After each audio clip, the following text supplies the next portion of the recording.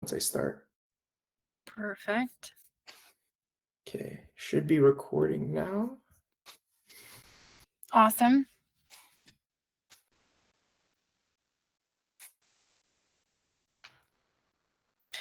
Before we get started, I'm so curious, oftentimes at these webinars, people will say, well, where are you calling in from? Drop it in the chat.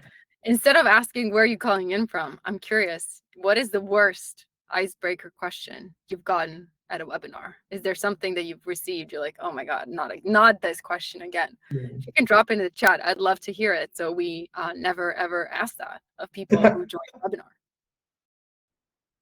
That's a very good question. Calling in from is a good one, but it's definitely, it It's happens all overused. the time.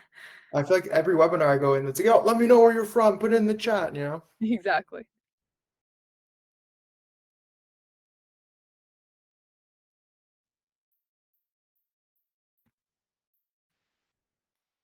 Okay. So I see 2:02 on my time. I don't know if Let's do she it. gets. Yeah? Okay, perfect. Do it. So I want to welcome everyone who's actually on time for the webinar. We really appreciate your punctuality. As you know, today's topic is going to be on burnout, but it's going to be a bit of a different take on it. Hopefully, you come away with some really interesting insights and some learnings. The webinar is recorded, so if you are joining late, don't worry. You can always pick it up from where you left off, and you'll get a recording, obviously, at the end. That's standard fare kind of thing. So let's start by meeting who we are. Why should you hear from us? So I'm David. I'm the marketing manager at Vacation Tracker, and I'm not just the presenter here. I'm also a burnout survivor. There was a role, I won't name the company, I'm not going to shame them here, but in a previous role where I felt the effects of burnout. I was miserable, dreading the day going into work. At one point I was like, how much longer can I last? And it just, at a certain point, things need to change. And I realized that, but I definitely took way too long to figure that out. And sure enough, I had left on unfavorable terms, but I'm here. I'm stronger for it. So I'm happy to be presenting. What about you, Una? Thanks, David. Hi, everyone. My name is Una. I work at HeyTaco, and at HeyTaco, I work with a lot of our customers who are using recognition and giving recognition every single day. Burnout survivor. Oh, I'm not, I feel like it's sometimes too chronic, right? Like having chronic experiences of burnout, mostly by being always on, right, or not disconnecting from whether it's school or work or family, whatever the stimulants are. It's hard to sometimes take a break. So I definitely suffer from that from time to time. Very excited to be here with you. If you can't hear us, please drop it in the chat. We're just operating under the assumption that you can hear us. Good point. Exactly. As David said, this webinar will be recorded. You'll receive a recording shortly afterwards. If you want to share your questions or ask questions throughout the presentation, please drop them in the chat or Q&A, either or. We'll monitor them. We might answer them at the end, or we might just answer them in real time, but they will be answered. So please engage with us. The value of doing this live with a bunch of people in the room is that you get to hear what everyone else is saying, not just what David and I have to say. So please drop your things that have worked for you or things that haven't worked for you. Any tips and advice that you have from everyone else in this room will always be super valuable. In terms of what's on the agenda for today, 3 main parts. The first one is recapping what is burnout. We might all kind of know what it is, but we might not actually have clear ideas, at least even before we talked about this webinar. I definitely had some things I didn't know. So a lot of times this is just about repeating things so we can make sure that we stay on top of it. We'll talk about some common burnout myths or facts and how they connect to addressing burnout in yourself and your team, your teams that you're leading, and then some practical tips on how to combat burnout. And it won't just be like take some time off.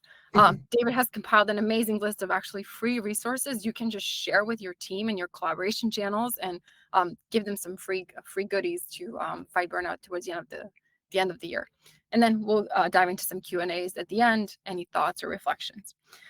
2 main takeaways we hope you leave with today is understanding how do you recognize different types of burnout, and then how do you combat it, right? So hopefully you can leave with one of those tips today that just makes it easier for you to lead your teams and prepare them for ending 2024 strong and then getting into 2025 on a good note. So without further ado, David, you mind jumping into the Burnout 101? Of course. And Thank you for setting the stage, I think. So Burnout 101, like Una was saying, we're just gonna kind of give everyone a base level understanding. I think most people know what the term means, but they don't really know the true meaning behind it, how it came about, or like what is it, what does it mean when I say I'm burnt out, I'm done. So let's go back to the beginning. Let's break it down. This was actually created, I didn't know this, in the 1970s by an American psychologist.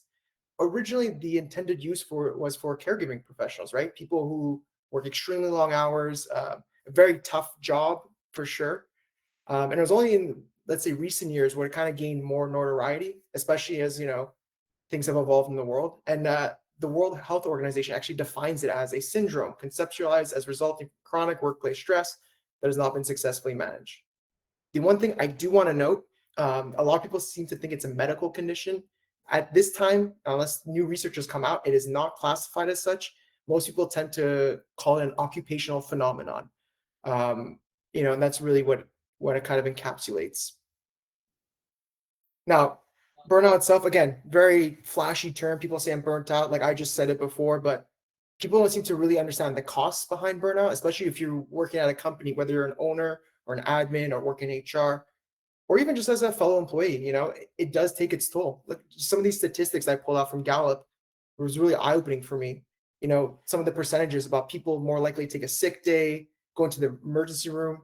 And again, I'm just a marketing manager, but imagine my teammate, is leaving very often, needs to take more sick days. That affects, team composition, the workload. So it can have an impact on you as well. And just other stuff like you see towards the bottom here, like half is likely to discuss how to approach performance goals with their manager. So that means you're not having employees who want to grow within your company or grow within your organization, employees who want to be high performers. Very, very scary statistics, to say the least. Some common causes. You can see here, these are not all of them, but just a few that I thought were really interesting.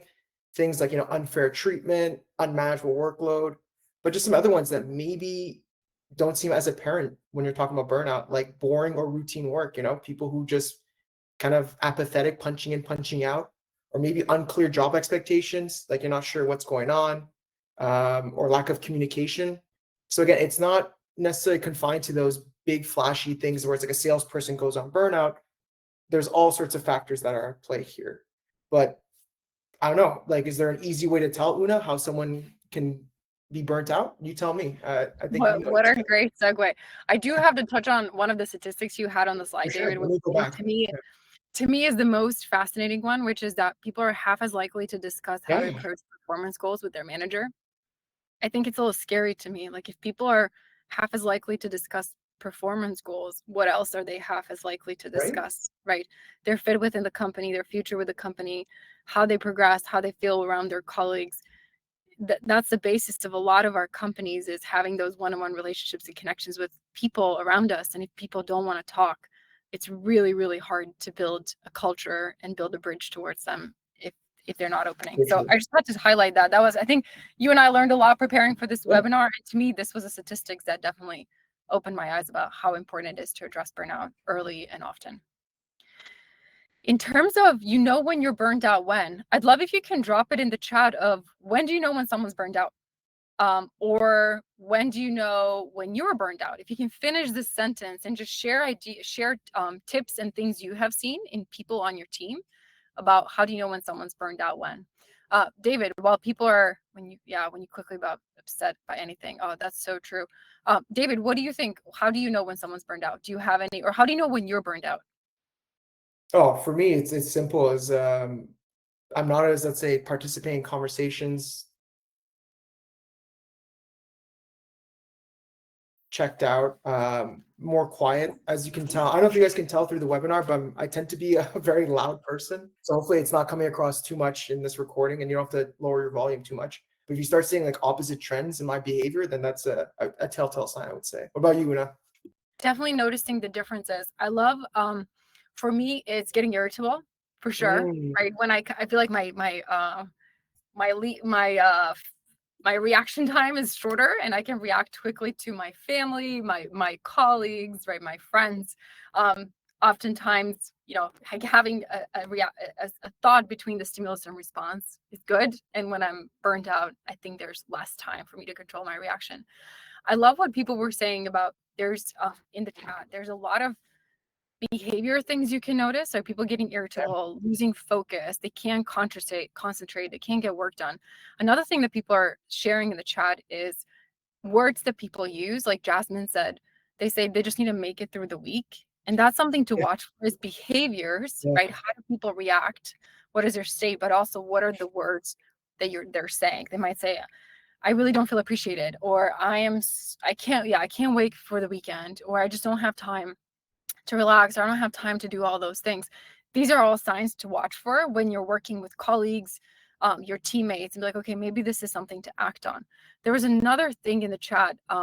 Quinn shared they no longer express belief in their ability to affect change in the workplace. Quinn, that's a very interesting one that we'll touch on when we talk about the different types of burnout. That was very interesting research we found about this not inefficacy, in a sense, feeling like I can't affect the workplace I'm surrounded with. Yeah. Before we go into that, we compiled a list of some burnout myths and facts. So let's jump into that, David. What do you think? Yeah. I think that the timing is right. By the way, I just have to declare, like, David and I were thinking about what do we do on these slides that is fun. And since we are from Vacation Tracker and HeyTaco, the natural combination was to have a taco and a vacation in the background of the slides. In case that didn't stand out, I just had to appreciate it because David created a really amazing taco and a vacation. I can't take all the credit. As you know, AI is pervasive in all facets of life. So when it came to needing an image, just entered a prompt, and honestly, I think it came out pretty well, minus the taco fillings be multicolored. Again, if I saw a taco like that, I would hesitate, but it looks great here. Looks great here. All right, so let's dive into the first myth or fact, shall we, Una? Let's do it. Burnout and stress are the same. So as part of this portion, we also want you guys to participate. And I don't know, should we do thumbs up, thumbs down? Should we do yes or no in the chat? What do we feel? Let's do yes or no, or thumbs up and thumbs down. Maya Perfect. What do you guys feel comfortable with? How about that? This is a good way to self-test your own knowledge and see how well do you actually know burnout. So do we think burnout and stress are the same? All right, gain some no's. Saying no. Honestly, I'm going to admit my own ignorance. I thought I use them interchangeably. Maybe I didn't really consciously think if they're the same, but I totally use them interchangeably. Yeah. So as Una has said, it is a myth. They are not the same. Although, to be clear, stress can be a cause of burnout. It's not the only cause. I found this great kind of reference point showing, okay, what does it mean when you're stressed versus when you're burned out? I also put these two little, I guess, worker images together, which I thought were very cute. But basically, when you're stressed, right, your emotions might be more heightened, you're more active, anxious, and your work, there's such a thing as good stress, right, where your work seems meaningful. Like, yeah, there's a lot of work, but I'm accomplishing a lot. Versus when you're more burned out, your emotions might be more dull. You might be more withdrawn into yourself, kind of like the stuff I was saying, where I'm not really participating as much. You feel low. I think so. I might have seen this in the chat as well, but your work seems more meaningless than usual. You just feel like, again, punching in, punching out, trying to just survive till the end of the week. So again, just because someone's stressed doesn't mean that they're burnt out. It just means it could mean it, I guess is a better way to put it. So I want to say congratulations to all who got it right. I think that's most of us, maybe minus Una and myself, because I also fell for that originally. So kudos to you. You're already one step ahead of us. But let's see if they can keep it going in the next myth or fact. The second one is burnout is all about exhaustion. True or false? Thumbs up or thumbs down? In a sense of it's only when you're like, oh, I just don't have the energy. I'm done. That's what it means to be burned out. Maya says no. Got a few no's, another few thumbs down. Ooh. Yes. Couple, kind of, yeah. Nice. This was definitely a fun one that throughout our research we discovered and wanted to bring to you as just hopefully an insight that helps you frame how do you recognize and deal with burnout. So actually, burnout is not all about exhaustion. There's three components of burnout. There's a study by two authors, Later and Maslach. They were university researchers in Australia who researched what are the different components of burnout. And I'm not an academic, so I won't bore you with the details of the study. I don't think I can do them justice. I believe we share them in the resources with the slide deck, so you'll get to read the actual paper if you'd like. What they found is that there are actually 3 components of burnout. The first one is exhaustion. It's what we associate with being physically depleted. The second one is inefficacy, which is connected to not doing as much that we're used to, right? Like reduced productivity. And then cynicism. And this is a lot what Quinn mentioned earlier, which is not feeling, connected to not the feeling of inefficacy is like depersonalizing. It's me versus a company, right? Or me versus whoever else. So exhaustion mostly characterized by being worn out, not really having energy, being depleted, tired. You're like, I just need to take time off. Like, I'm just exhausted. You show up to work tired. You're not sleeping well, all that stuff. And probably a lot of the irritability and responding to people very quickly without thought, without being calm is probably connected to exhaustion, right? When we don't get enough rest and sleep, it's really hard to function. Inefficacy is all connected to something that used to take me an hour now takes 5. Right. So I'm not feeling as productive. I'm probably not feeling as accomplished as a result. My morale is a little bit low. I feel like everything is doom and gloom. It's hard for me to cope with things that usually are easy for me to cope with. Like maybe I get bad feedback or constructive feedback from my manager, and usually I'm really good at handling it and understanding how do I translate it into my increased performance. But right now it just feels like I'm about to get fired. Right. I'm having a hard time coping with that situation. And then reduced capability to do certain work. Again, this is probably how I noticed a lot of my burnout is it takes me an hour to do something that could have been a 5-minute task. I'm like, oh, maybe I should take a break because this is clearly I'm not being productive right now. And then the third one is cynicism. And how you notice that is that people feel, again, depersonalization from the company, right? From their team. It feels like us versus them, me versus them. They're withdrawing from their work. Maybe it's not just not showing up to meetings, but maybe they used to be very proactive about taking on certain tasks and they're not doing that anymore, right? It's kind of like, it's my job. I'm going to clock out and I'm not going to go above and beyond, or I'm not even going to do things that I used to be able to do. Irritability, right? Just reacting to people very quickly without pausing. And then loss of idealism. I think most of us can connect with the feeling of starting a new job and being very excited. I hope at least like that's the, if you're going to feel idealistic about a job, the first month is probably the time. And then slowly we start losing that idealism and we feel like, this is not what I thought it would be. Maybe oftentimes we're not even conscious that that's actually what's happening. But from the start of the job to 6 months into a year in, we feel less and less idealistic and excited about the company and direction and whatnot. And we'll talk about how to combat each of those and how do you address it. But these are the 3 components that just as you're working with your team in one-on-one capabilities, or you're seeing group chats or conversations, just notice, what are you seeing, right? Because if you can't understand where the burnout is coming from, it's really hard to address it with proper mechanisms. David, what's our third myth or fact? Burnout is directly correlated with work. Now, I feel like we may have given away the answer at certain points, but maybe not. Maybe it was all a trick. I'm curious to see what you guys think. Do you think it's correlated with work? Do you think there's absolutely no correlation? I feel like it isn't. I definitely remember being very burnt out in school, right? Or when playing sports, you're like, oh, I can't do this anymore. Is that So burnout? Yeah, that's a great question, but I feel like it's not just work related. I think you can get burned out in a lot of different categories. That's kind of what I think. All right. Well, you are correct. I guess my trying to convince people that it is directly correlated did not work. So you can see I'm not an actor, even as much as I try. But as most of you guess, yeah, it can happen anywhere. Like Una was saying, I think the discussion around burnout tends to happen a lot because of a lot of times it is due to work, but there's all kinds of burnout. Like you saw at the beginning when I was explaining your origins, it came from caregivers. That's not just hospital workers, as people who are caregivers for their own families in their own homes. There's parental caregiver, for your kids.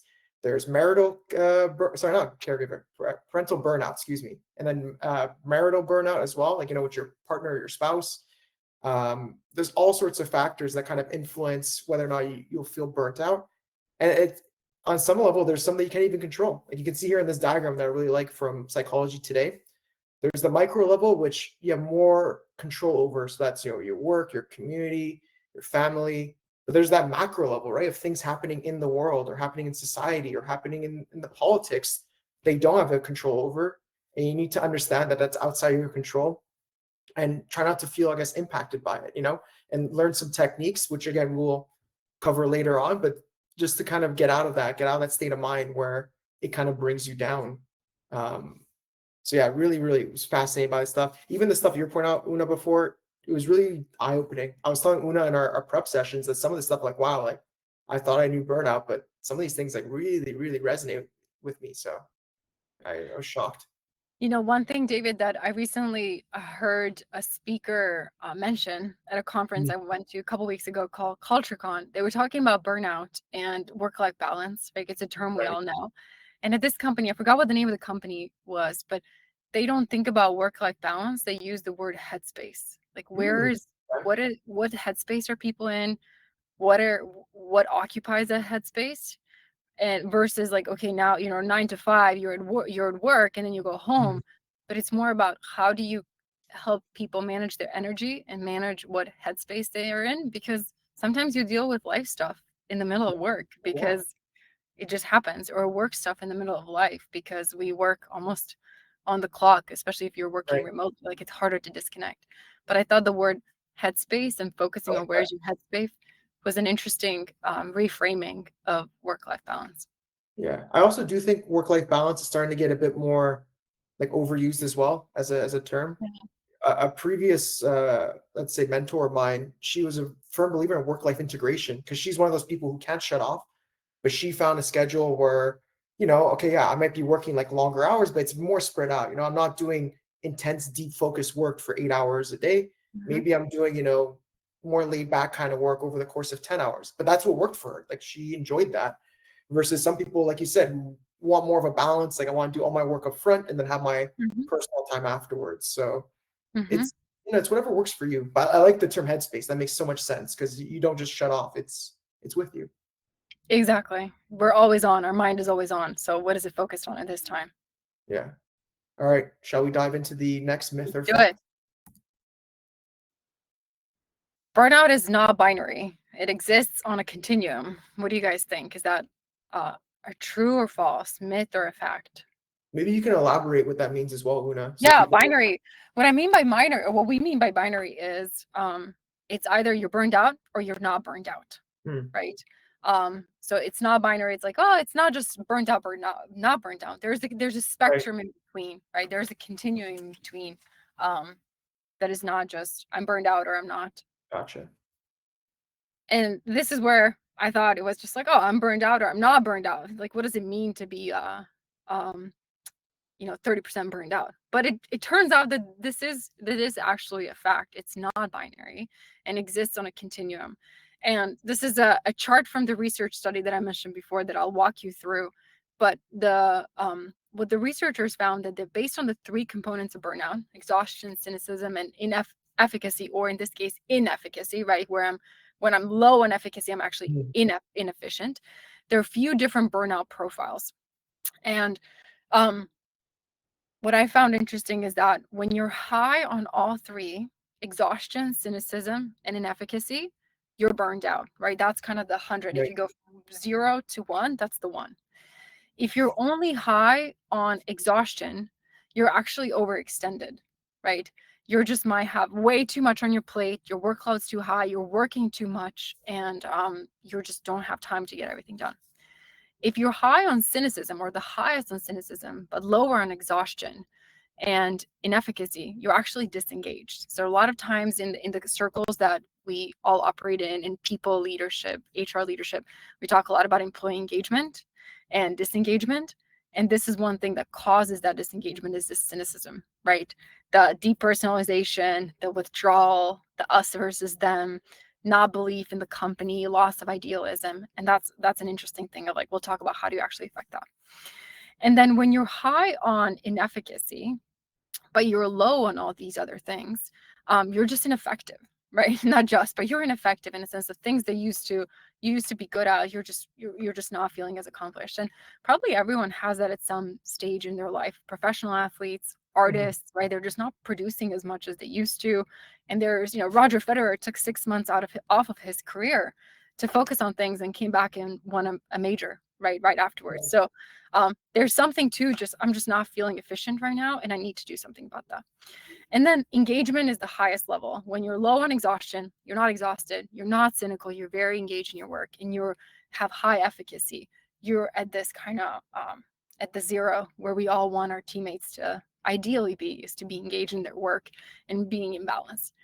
And the reason this chart I thought was very, very interesting to share is because, again, you can see where is my team, right? If you're working with teams, especially smaller teams, if you're not leading, 200 people where you're not necessarily talking to 200 people, you can say, hey, if I work with 3 people, where do I think they fall in this category? You might even ask them certain questions, right? And say, hey, how do I help them address that? So very interesting concept of, based on those components, there's different burnout profiles, from engaged to burned out and everything in between. Great. I love that sports analogy, by the way. As a sports person, that helps me kind of put into context. 6 months off in the middle of his career and came back strong, right? It's pretty amazing. I mean, a lot of academics take sabbaticals. A lot of bigger companies will offer sabbaticals after a certain milestone, like 5 years, 7 years, or whatever. And there's a reason people do that, right? It's Simone Biles. Yes, exactly. Right. Like what a great example that we just got to witness of how that worked out for her, right? Which was pretty good. So if these people needed, imagine like all of us were not in Olympic gold race, right? And it's still helpful to take that off. David, last but not least, what do we have for myth versus fact? Also a great segue, talking about taking time off. So this was one that I also thought was interesting. A lot of discourse online, but taking time off is the only way to beat burnout. Be curious to see what you guys think. Again, maybe not as clear as you think. Maybe there's a trick here. I don't know. But we'll see. It helps. Allison said it helps. It definitely helps, right? I don't think it ever hurt to take time off. Did anyone ever say, oh, I wish I hadn't taken that time off? Probably not. But maybe like the owner of a company, like the CEO. Yeah. Oh, now I have too many emails to catch up on, and kind of I'm taking myself out of a hole. Yeah, that could be the reason why people say, oh, maybe it's not. But yeah, I feel like if taking time off is the only way to be burnout, people would feel so refreshed for a really long time when they came back to work. And we all know, we have people, we've been those people. When you come back to work, you're like, oh, here it goes again, right? Or Sunday scaries. How many people experience Sunday scaries, right? You just took 2 days off, and then on Sunday evening, you're like, ugh, gotta go back to work. Taylor, I gotta say, I love this concept of burnout buddies. Yeah, actually, that was great. Kind of buddies in general, but this is great. A specific buddy for burnout. I love that. All right. We have some very good answers, some nuanced answers as well, which I appreciate. I think most of you got clued in. This is a myth. Taking time off doesn't always work, but I do want to elaborate, like what Una's saying. A long extended sabbatical can help, right? If you are addressing the root of the problem and you're really refocusing. But if you think taking a long weekend or taking a week off is going to solve the root cause of burnout, I think you're in for a surprise. This was a study I found that I thought was really interesting, where a lot of people who do take time off, you can see they typically almost re-experience burnout either immediately or within 1 week. There's a large percentage of them that have fallen into these two kind of buckets, where it's kind of scary, right? Like you just think, oh yeah, I'm going to take a longer week. I just need to clear my head, using the term headspace again there. And then next thing you know, you're back at work and it's the same problems persisting, whether it's, you don't feel connected to the role, or you're confused about the role, or the workload's too much. And take this from someone who actually works. Our company is called Vacation Tracker, and we deal with paid time off. Again, great thing to have, and a great, opportunity. Like we were saying, no one's going to turn down more time off. But I think giving the typical mental health day or mental health week to your employees, like I know some companies do that, might not always address the root cause. You really got to talk to your employees, have that conversation with them, and get to the root cause of it. And I think most people have been waiting for this section the most, but how do we combat burnout, right? We're talking a lot about what causes it, what to look for, some myths and some facts, but if you do notice, let's say you see that one employee in your organization, how do we solve this problem, right? How do we get to the root cause? So like Una was saying, there's those three components we have, right? Exhaustion, inefficacy, and cynicism. Taking a closer look at exhaustion, that is when you're really wiped out, whether it's emotionally, physically, cognitively, or even all three, right? There's no limit. You could be exhausted on all fronts to a point where any sort of extended rest, sleep, again, vacation doesn't really replenish, doesn't recharge your batteries. Here's, I don't want to say this is the end all be all list of how you can address it. These are some great kind of concepts, again, that are really important. I saw a few in the chat, right? Encouraging time off. So like that burnout buddies comment, that's fantastic. Get someone who can help you, push you to take more time off, especially when you have it. There's an alarming amount of statistics where employees at companies who have their paid time off just don't use it. Even though they do get paid out at the end of the year, there's no reason for them not to take a bit of time to reset themselves, creating that better work-life balance by trying to promote more daily breaks, especially if you're in a position like a managerial position or above, where you can encourage your employees to do so. That's always a great thing and always respected by employees. Reassessing workloads. Just because you create a plan, at the beginning of 2024, I know now we're going to 2025, it's a bit late, but when you do create your plans for 2025, there's nothing wrong with reassessing that plan partway through the year, whether it's the first quarter, the first half, and seeing if it makes sense, seeing if the workload is too much for your employees or even too little. There's potential opportunity there as well.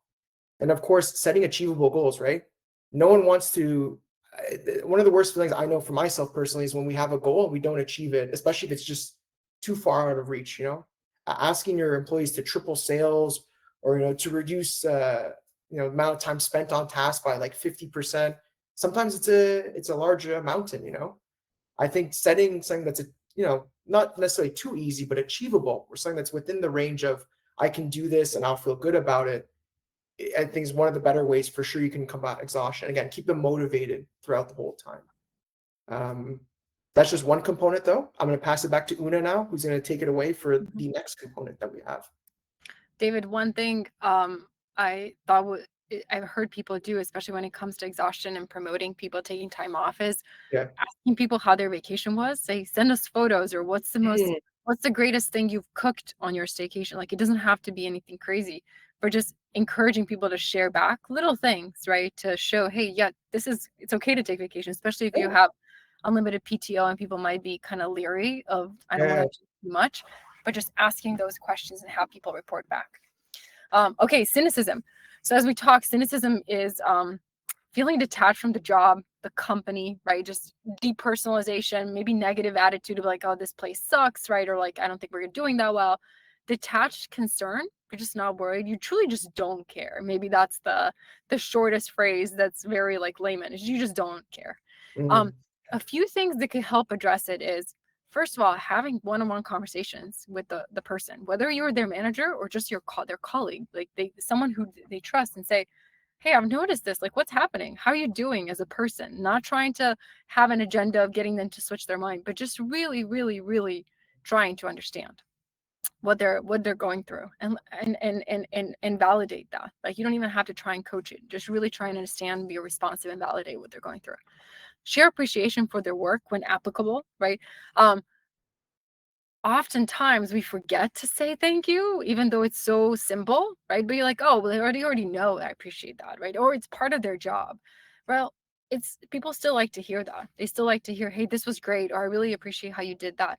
It also helps with another thing, which is helping those people feel seen, right? If I'm kind of withdrawing from the company, I'm probably also feeling like not important, people don't care about me.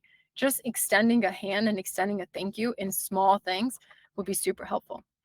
And then sharing the wider company or team strategy with them, how they fit in. So in order to create buying, a lot of times people disconnect from the company because they don't understand the why, right? They're getting translated objectives into KPIs or goals, and like, okay, so I have to do 30 demos this week, but I don't understand why. Like, what are we actually trying to accomplish as a company? When you share the why, a lot of times people will be okay with the what, because they understand why their work is feeding into the big picture.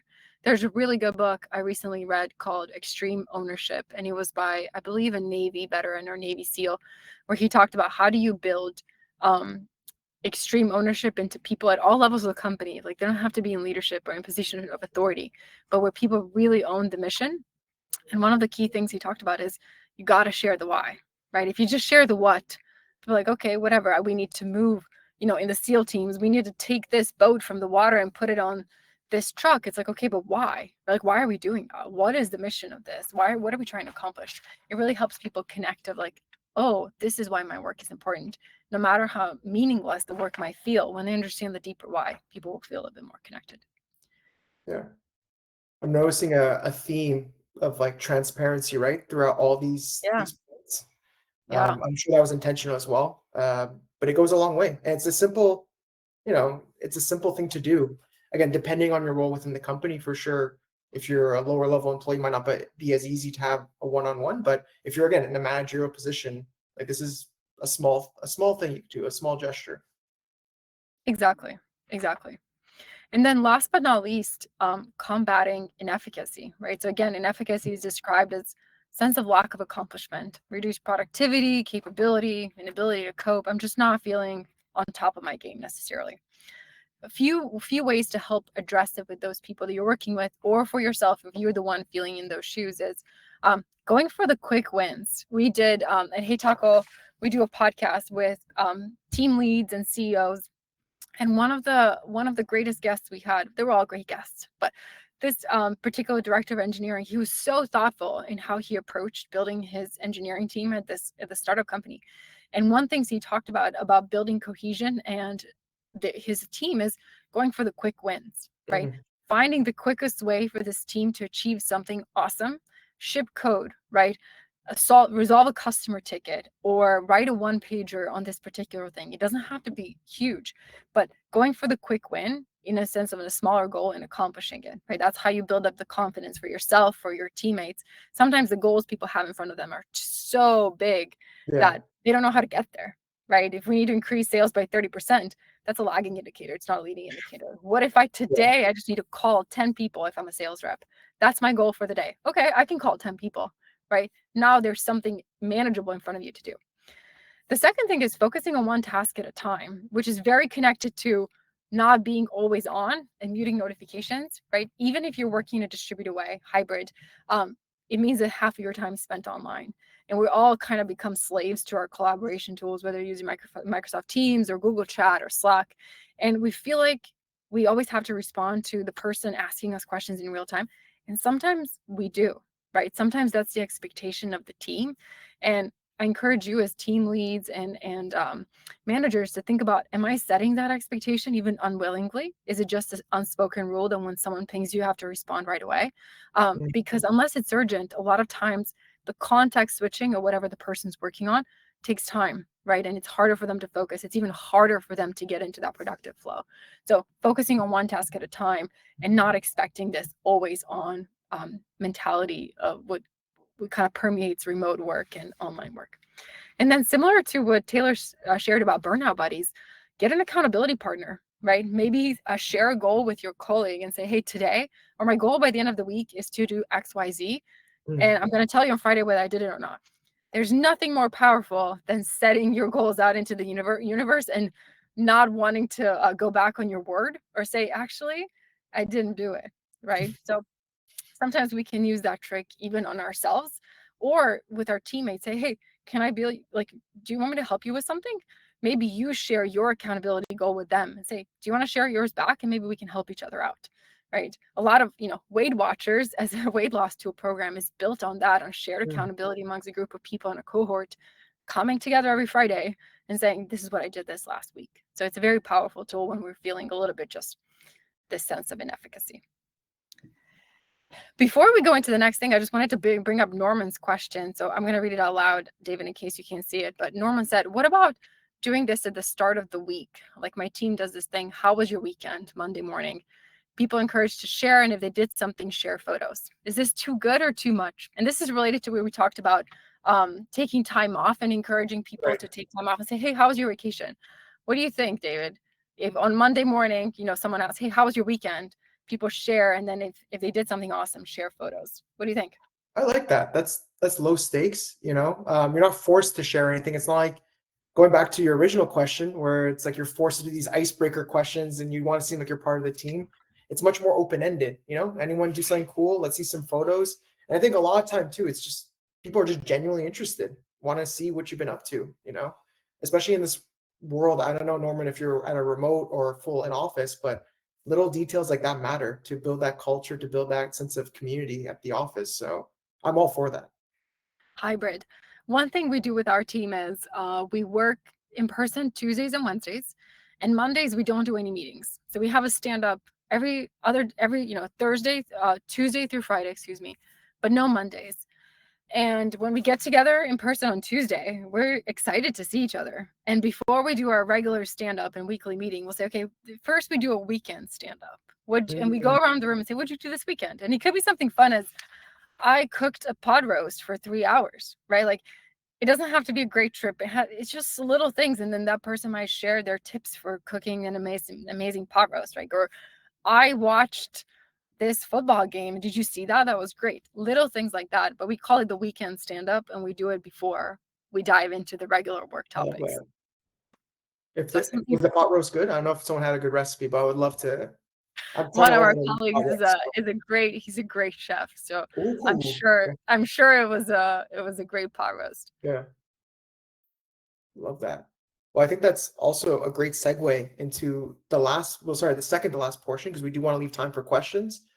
But of course, I'm a big fan of when you attend a webinar, you should get something out of it and not just a sales pitch, and that's not what the goal was today. Is I really wanted to impart on you knowledge about burnout, or the science to look about, how do you combat it, and of course a few ready to share resources. So I compiled this, I scoured the internet, I did my best to find things that are free. There's nothing worse when you get like a resource that's paywalled. Again, there's oodles of articles, books, and of course, if that works for you or you think that's going to work for your team, I highly encourage that. But I figured this was like a healthy mix, So you see here we have a playlist of TED Talks that I found that was really interesting for someone you can just share with them if they feel burned out. A meditation app that's completely free. And when I mean free, I mean no ads, no payment plans, nothing in your face. It's just an app to meditate. For the person who likes gadgets and like a physical item, maybe you want to have an office raffle and you want to give away some prizes. This is a really just sleek looking Pomodoro timer. And for those of you who don't know what the Pomodoro method, it's a very famous method where essentially you divide up your day into chunks. So you'll do, a chunk that's dedicated for work, and then you'll do a chunk that's dedicated for break. And after a certain amount of these chunks, at the end of it, you take a longer break. This is a timer that facilitates that, and it just looks nice on the desk. A podcast. I know everything nowadays is a podcast, so of course there's going to be a podcast about burnout. But I thought this was interesting because it's inspiring stories of people who have burnt out and have recovered from it. And then another thing I'll point out, I'm not going to read every line here. You're going to get these slides so you can go through it yourself. But this is the scientists that Una was talking about. They did a psychological self-evaluation test that anyone can do. It's a bit technical, but you can definitely share that with your team, and they could self-assess. Am I starting to get those symptoms of burnout? Am I starting to trend that way? The last thing I also do want to stress is that this is just a starting point. There's for sure, so many resources out there. Like in my case, I know what works for me is I like to go outside often, so I'll take longer walks, especially during my lunch breaks to get fresh air, clear my head. Una, I know you had a great idea, and I'm going to bring that up again, that you guys did as a team that was really cool regarding the tasting. I won't reveal what it was, but I would love you to share it again. Yeah, absolutely. I swear our team thought I was crazy when I brought this up. But again, we work hybrid, and for one team event, what we did is we had lunch as a team, paid for by the company, and then we did ice cream tasting around Alexandria, Virginia, which is where we work 2 days a week. And Alexandria is this cute, quaint colonial town outside of Washington, D.C. And in a radius of 100 yards, there's like 6 ice cream stores. And we always wonder, how do they all stay in business? And which one's the best, right? How do you know? Because you don't want to waste your time with terrible ice cream. So we did an ice cream tasting trip. We took an hour and we each picked a flavor of ice cream. We actually chose 4 flavors at each place. And we went to each of those stores. We tried, pumpkin, chocolate, sea salt, caramel, and I forgot what the 4th one was. And then we had a whole rubric, just a Word doc that you can create with different categories. And we ranked and stacked those. And then we compared notes and flavors, kind of like, sommeliers for wine, but for ice cream. And we Yeah. all agreed on one ice cream spot that was fun. It literally cost, tens of dollars, like a couple $100 or something like that. Nothing too crazy, but if Yeah. you're remote, a version of that could be have everyone buy a pack of Oreos, 3 different flavors of Oreos, and try Love that. Oreos or gummy bears. I don't even know, something cheap and silly that just takes the mind off of just regular work and the stress and Yeah. the projects you're working on. So a lot of you can do things as a team as well. And David, in terms of like these resources, which I thought were awesome, I was thinking about what would I do with that? Like how would I share that with our team?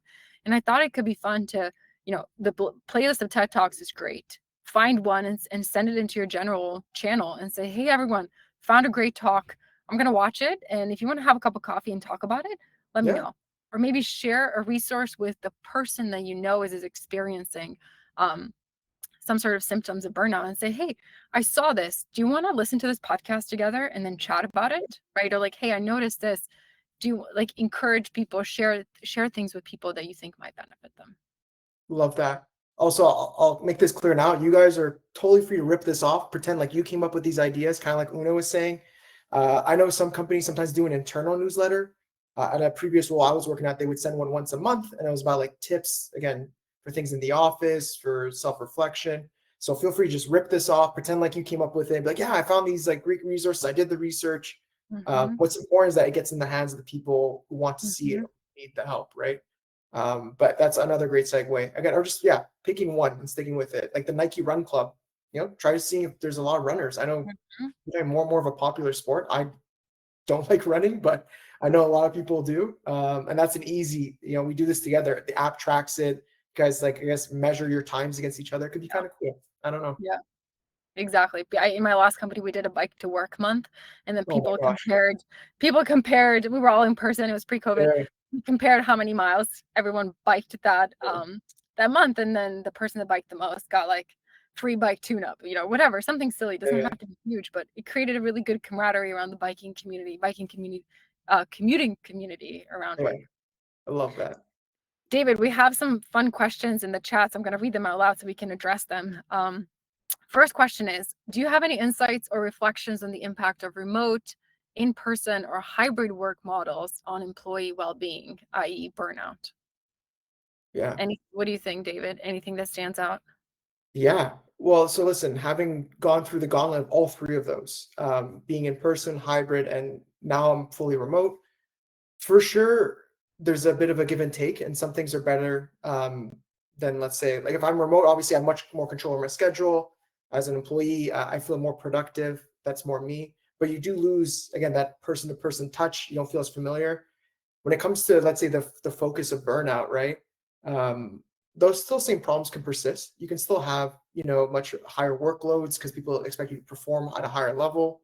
Those touch points are lower, so you don't have. It's not as easy to throw a lifeline. Like in a previous role, I could just walk into my boss's office, but here it's like, okay, I have to message them on Teams or Slack, find an available time, try to talk to them. So it's a bit more, let's say, awkward on that front. But again, it comes out to the same thing. You want to address those three components of burnout, right? Find out what works, try Mhm. to see what can help out others. It's like I said, the symptoms are still there, but it takes a different shape, I guess is a better way to put it. I don't know, Una, if you Mhm. want to add to that. Yeah, I agree with you. I often think more about the work model is it's a mechanism, right? We work remotely or in Yeah, person, but you can feel burnt out in person, you can feel burnt out remotely. yeah, I would encourage thinking about the three levels, definitely the three components of yeah, burnout, but also even ahead of that, thinking about what are the assumptions you have on your team about work and how work is done. What are the principles that you have at play? I'm not thinking necessarily about company values, but right. unspoken principles around we all work until 5, right? Or assumption Mm, we all start at 8:30. And maybe you want to write those down and have them come to consciousness for everyone and then say, is this how we want to operate? Because right now it's causing all of us to feel like we're always on, and that's affecting burnout. So thinking about what are the unspoken assumptions and rules that everyone kind of agrees on, but they've never really been consciously brought up. That's one thing that I would just encourage people to address, regardless of what the workplace environment is or work model. yeah. Another question is, any specific tips regarding fully remote working environments, especially when time is tracked, so there's not a Mm, lot of flexibility to take breaks? It can feel isolating at times, and we had a co-working Google Meet, but they kind of fell off. So Kimberly is wondering, is there any ideas on how to combat this that come to mind? And I love Stephanie answered. She said they work remotely and have a fit club where people set goals, have raffles, share stories, offer support.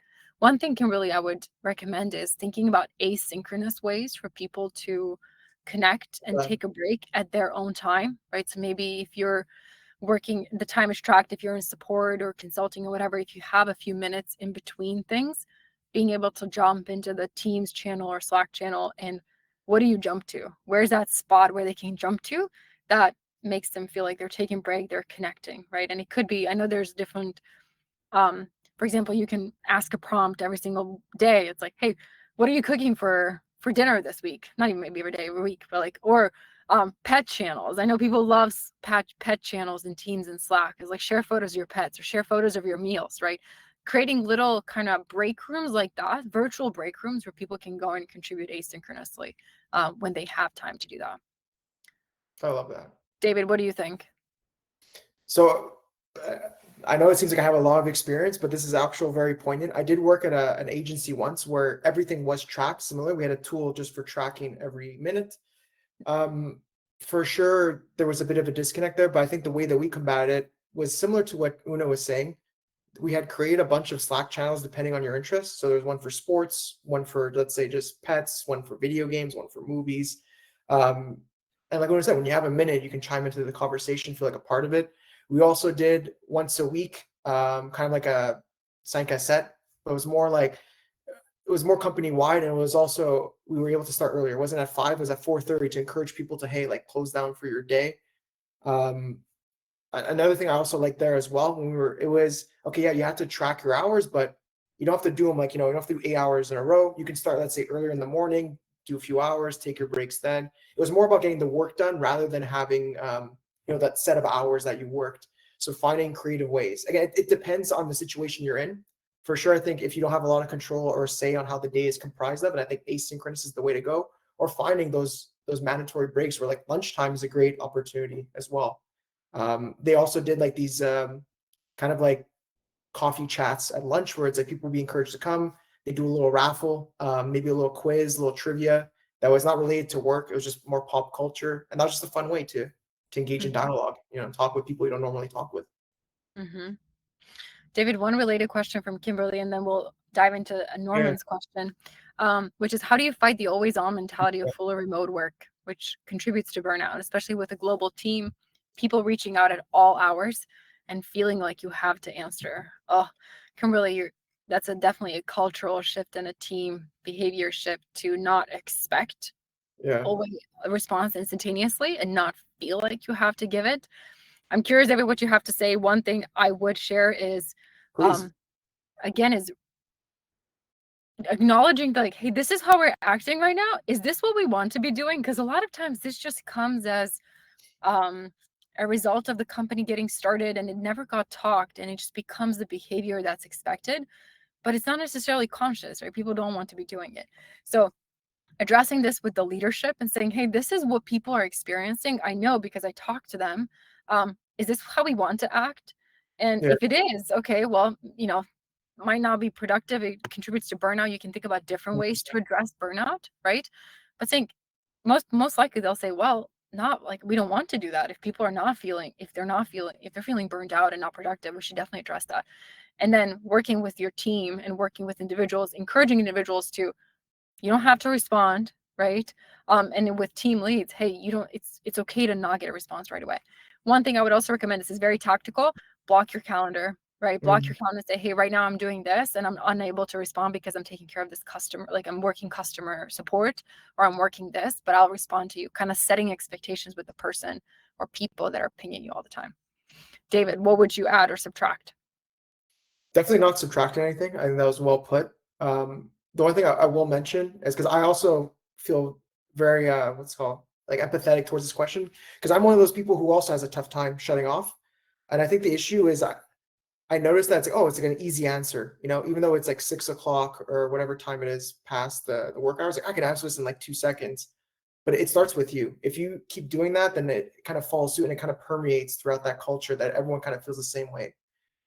Even if like the owner of the company or the CEO is like, no, like I'm answering this because that's how I work, but don't operate like that, it still kind of starts to become contagious. So pro tip that I've been doing more and more is scheduling things. So even though I'll answer it now, I'll schedule it to go out at a time when it's working hours.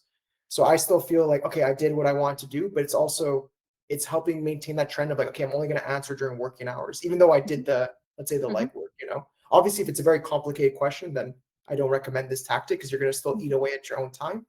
But if it's like, hey, like a quick answer, schedule it. Best thing. And that works for emails, Teams, Slack, whatever you're doing. That's a really good tip, especially if it's not urgent, right? If it's Yeah. really urgent, yeah, deal with it in the moment. But most things Yeah. are not on fire, right? Most things are can be dealt with at different Exactly. times. Yeah. Okay, last question for us by Norman. It says, curious about thoughts on the 4-day work week model. Do you think this approach could be an effective way to reduce burnout and improve overall well-being? David, what do you think? Yeah. So I'm very fascinated with the 4-day work week model. Part of me was hoping that we'd be there, but I don't think we're quite yet for like a lot of, let's say, the world at large. It's kind of tricky because it depends on how the model takes shape, right? There's some companies that do 4-day work week, but it's not really a 4-day work week. They'll just take those extra hours that are on the Friday and then compile them on the Monday to Thursday. So you still have 40 hours to work, right? Again, I think if you're not addressing it always comes back to the root cause, those three components, right? If you're not addressing those root causes, so if you're not feeling like you can get stuff done, I don't think having 4 days in a week is going to make it any better, especially if you shorten the hours, right? Because then you're just putting more stress on people. Some people do like to have that extra day because like I like working on Fridays because it's quieter. I could get like my thoughts out, get focus time, work on like some projects that may be delaying. But that's me. That's what works for me. Trying to put like an over kind of arching mandate for the whole company can be tricky. Same thing with like remote work. Same thing with hybrid work. Mm-hmm. It's not a one size fits all. It's whatever kind of makes sense for the person that's doing it. I don't know, Una, what would you want I to would, add? I would, I would definitely agree. I think there's companies that this model works well for, and there's companies that it doesn't. Yeah. And the main difference is, what does it actually take care of, right? Because it's a mechanism, right? Yeah. It's not a root cause. So figuring out what is causing our team to be burned out, or what could cause them, like what are we on the track towards, and then from that, thinking about what are the different mechanisms versus starting at the mechanism. And Norman, obviously, your team more better than anyone. So you might already think, well, this might be the right mechanism. In which case, it might work really, really well for you. And it just truly depends on the company, truly depends on how it's executed, right? If we expect, again, people to work 15-hour days the other 4 days, obviously it's not going to affect it. Yeah. I would always say start with the why. What are we trying to accomplish? And then thinking about what are the different mechanisms by which we can accomplish that. One thing that worked for me on a different team is no meeting Fridays, no meeting Mondays, like having some quiet Love time that. when we do everything maybe asynchronously or via email kind of setting. That was just that was a setting that really worked well because people could get heads down work done on their Mhm. own time, and you just learn to do social stuff and meetings in the other 3 days. Love that. David, we're almost at time. We had so many different questions, so I just want to be respectful of people's full hour that they contributed and joined us. David and I are going to hang on for a few more minutes. So if you have thoughts or questions, feel free to stay on, drop them in the chat.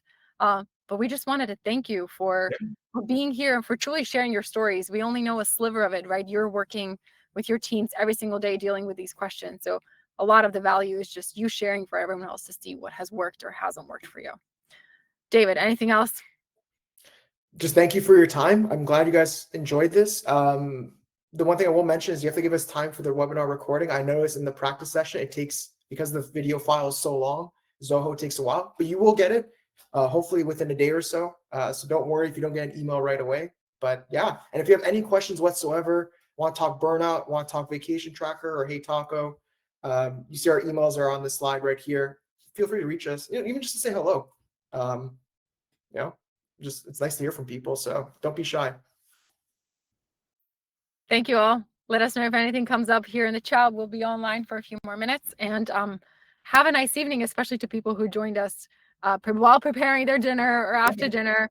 Yeah, That's true commitment. Hope love that. you got what you were hoping to get out of this conversation. I think I'm gonna stop sharing my screen too at this point. That sounds great. Ah. so many good stories and tips. I Yeah. really like a The fit Burnout club. Buddies, Yeah, genius. or fit Yeah, club, like you can have a channel where you're just sharing your workout goals and milestones yeah, and having an accountability kind of buddies. Um, yeah, I think that's yeah, what the pet channel does for people when they can share kind of fun things their pets are doing or photos or whatever. I yeah. remember during COVID, I had a team meeting and the engagement was definitely waning. You know, it was a live call and there's people who would never contribute. They just didn't feel like it. And then someone asked the question of what is the best recipe you prepared in the last month? Okay. People went bonkers. I mean, people were sharing photos, everyone was Yeah, participating. I was just watching. I was like, wow, that's amazing. That one simple question could unlock so much in people, especially people who were not usually participating, right? And became a cooking channel and people would share, hey, I made the pod roast or I made a pozole or whatever. Here's a recipe. People did cooking classes afterwards from it, you know, when you can kind of order the gear or whatever, people buy stuff and then cook together. It was amazing. Such a simple yeah, question that's cool. unlocked so much in people. Costs no money, right? It's just someone saying, hey, what did you cook recently that was good and would you want to share that? Yeah. I noticed a theme that I've been at most companies, I think this is pretty prevalent no matter what, is that people love competition. So anytime there's a way to make something competitive, for some reason, it just brings out the fun. Like I remember companies where people I never even spoke to, like never uttered a word, would just come out of the woodwork and be like so into it. So anytime you can add that little Yeah. twist, I find is always fun. David, Norman asked a question, which I think you're poised to answer well because you live in like the tundra of Don't Canada. remind me. Any insights on seasonal affective disorder? Yeah. Yeah, David is Montreal, in Montreal, Norman, just so you know. So it's going to be Yeah. snowing, but we're talking about this for the next 6 months, feels like. What do you I think do? yeah, to even give you better context, we have such like I'll wake up, it'll be dark, and then by the time the workday ends, like around 4 or 5, it'll be dark. So it's like darkness at all times. Not let's say to the extent of like Alaska, where they're in. Oh, here we go. Yeah, so in Toronto, you know the pain. Um, I found what works for me personally is I noticed a direct correlation. This was again, it seems like I'm pulling these out of thin air, but I've been through the gauntlet with a lot of rules. So there was one job I used to work at where I'd wake up the crack of dawn. I could tell I was miserable. I noticed like significant mood changes, and again, starting to get burnt out. And the one thing I noticed is there was a direct correlation between how much sunlight I was getting. So I started incorporating more like, okay, let me get more like outside time. Even if it's overcast, let me go. Yeah, always gray. Let me go outside. I started taking vitamin D supplements, because I'm not getting enough sunlight. Some people swear by like these like lamps that give you Oh, like the yeah, I've heard UV of rays. those. I haven't tried that yet, but I'm interested. And I find my mood has changed quite a bit, where it's like I feel like the sun rays are giving me life. And it kind of makes sense, right? And like most places where you have these Hmm. seasons in the summertime, you just always, even if you're working hard and things are Hmm. not going to plan, you just feel better. And I think it's literally because you're getting sunlight and you're not in a dark, cold, dark cave somewhere. Um, yeah, see, I have the same question. I don't know how much of it is, but I can't confirm the vitamin D pills. I buy a big bottle at Costco. It Works great works. But every you know day. what? Even if it's placebo, as long as it works, right? Yeah. Who cares? One thing that I like to exercise in the morning, and it's always dark in the morning unless it's like July, right? Mhm. Sometimes it helps to switch that and just exercise after work because Yeah. then you get sweaty, you get your heart rate up, and then now it's 7 o'clock and you're like, okay, I'm not ready for bed because usually you kind of feel like you should go to bed when you get home from work because it's so dark. But maybe switching that schedule and kind of getting in this bright exercise room, just getting sweaty and getting just getting awake again could probably help, especially if you do it with people or do a group class or something. Go play a Yeah. sport indoor, right? That could